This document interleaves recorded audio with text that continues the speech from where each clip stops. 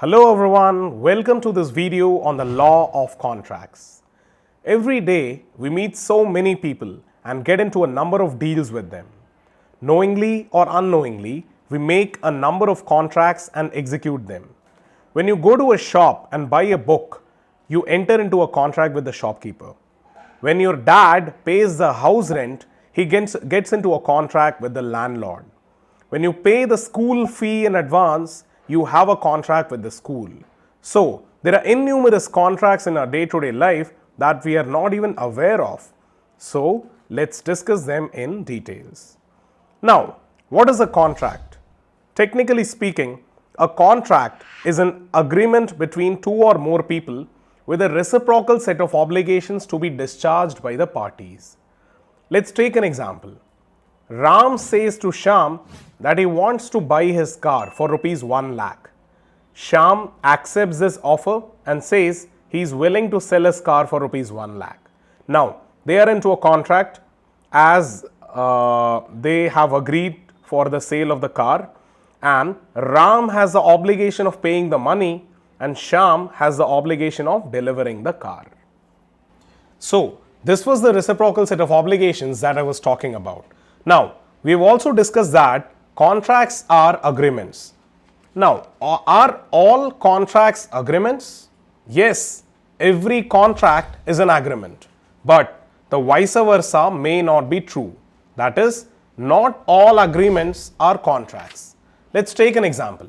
Say you promised to your friend that you would attend his birthday party the next day, but you failed to attend.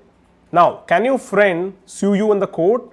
No, not at all, because it was merely a social agreement and not enforceable by law, and hence it was not a contract. So technically speaking, a contract is an agreement enforceable by law. And now let's talk about the various elements and steps involved in making a contract. Step number 1, proposal. This is defined in the section 2A of the Indian Contracts Act 1872. And technically, it is defined like this. When one person signifies to another his willingness to do or to abstain from doing anything with a view to obtaining the assent of the other to such an act or abstinence, he is said to make a proposal. In simple words, when you say to someone that you're willing to do something, say buy a car, and seek the acceptance of the other person for the same, you are said to make a proposal. And the second step is promise. It is defined in the section 2B of the Indian Contracts Act and is technically defined like this. When the person to whom the proposal is made signifies his assent thereto, the proposal is said to be accepted. A proposal, when accepted, becomes a promise. In simple words, when the other person accepts the proposal, it becomes a promise.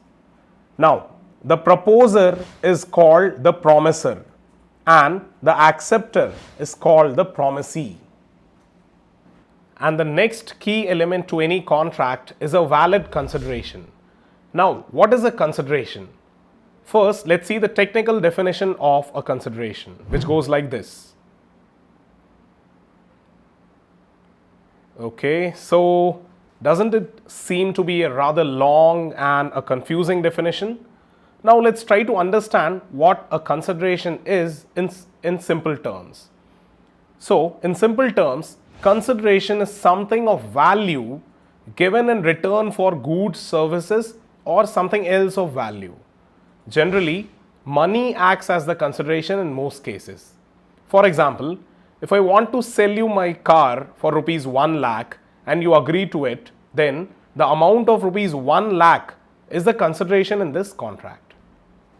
So these were the different elements of a contract, and now let's see what are the essentials of a valid contract. So for an agreement to become a valid contract, the following must exist. 1. There must be a valid and legal consideration. For example, say A says to B that I'll give you my piece of land if you can kill C, and B agrees to it. Now, this is not a valid contract because the consideration here, that is killing of C is not a legal consideration and hence this is not a contract. 2. The contract must be of a legal object. That is, you cannot make a contract of an illegal object like say illegal drugs, weapons, etc. 3. The consent of the parties has to be free. That is, there has to be a free consent between the two parties involved in a contract. 4. The parties must be competent by law to contract. For example, a minor, that is someone under the age of 18, or a person of unsound mind cannot make a contract. 5. The agreement must not be expressly declared void by any law. For example, import of certain commodities is banned by the government. Contracts involving import of these commodities are not valid. And the last point is that the terms of the agreement must not be vague or uncertain. For example, say Ram has 5 cars and he says to Rahim that he wants to sell a car and Rahim agrees to it. Now, this would not be a valid contract because Ram has not mentioned which car would he like to sell or at what price. So, this definitely would not be a valid contract. Now, coming to the different kinds of contract. 1. A valid contract. So, a valid contract is a contract that is enforceable by law. 2. A void contract. A void contract is a contract that does not have any value in the eyes of law and hence it is not enforceable by law at all.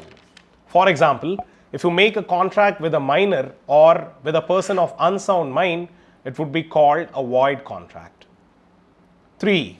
Voidable contract.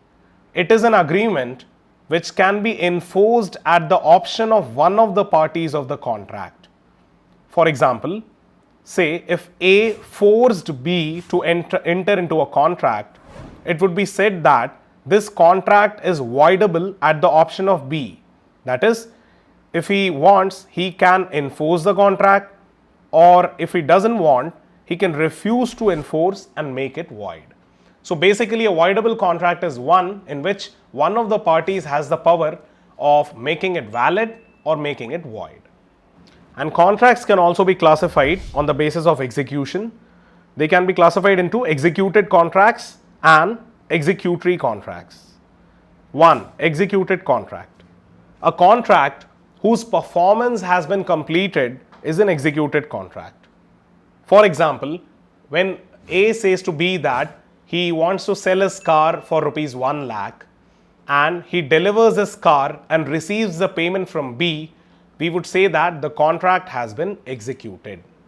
2. Executory contract. An executory contract is the one whose performance has not been completed. For example, when you pay your school fee in advance for 1 complete year and just start attending the school, it would be called an executory contract because you have paid the fee for a complete year, but you have just started taking the services. All your services have not been completed. So till the year end, it would be called an executory contract. And when the year completes, it would be called an executed contract. That's all in this introductory video on the law of contracts. In the coming videos, we will see each of these concepts in detail. Thank you.